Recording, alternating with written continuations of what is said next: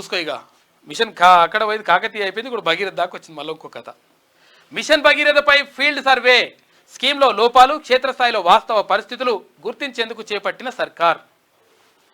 ఇక గ్రామాల్లో రోజుకు 40 ఇండ్లలో సర్వే వివరాలు సేకరిస్తున్న బృందాలు. ఇక రిపోర్టుకు తగ్గట్టు లోపాల సవరణ, సమర్థవంతంగా స్కీమ్ నిర్వహణ. మిషన్ భగీరథను జల్ జీవన్ మిషన్తో అనుసంధానించనున్న రాష్ట్ర సర్కార్ అని చెప్పేసి ఒక వార్త కనిపిస్తూ ఉంది.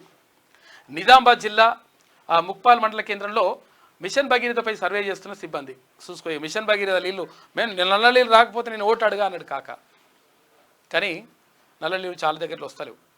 మిషన్ భగీరథ నీళ్ళు తాగుతురా అని చెప్పి చాలామందిని అడిగితే మేము మిషన్ భగీరథ నీళ్ళు ఏం తాగుతలేము, ఆ ఫిల్టర్ వాటర్ తాగుతున్నామని చెప్తారు చాలామంది. కొనుక్కొచ్చుకొని తాగుతారు నీళ్ళు. ఇటుంటుందన్నట్టు కథ చెప్పుడుట మన మునగాడు కాక. మిషన్ భగీరథ స్కీమ్లో లోపాలు, క్షేత్రస్థాయిలో వాస్తవ పరిస్థితులు తెలుసుకునేందుకు రాష్ట్ర సర్కార్ సర్వే చేపడుతుంది. రాష్ట్ర వ్యాప్తంగా 12,769 గ్రామాల్లో ప్రత్యేకంగా ఏర్పాటు చేసిన అధికారుల బృందాలు ఇంటింటికి తిరుగుతూ వివరాలు సేకరిస్తున్నాయంట. చూసుకో ఇక ఇండ్లేం కథ తెలుతుందో మళ్ళా.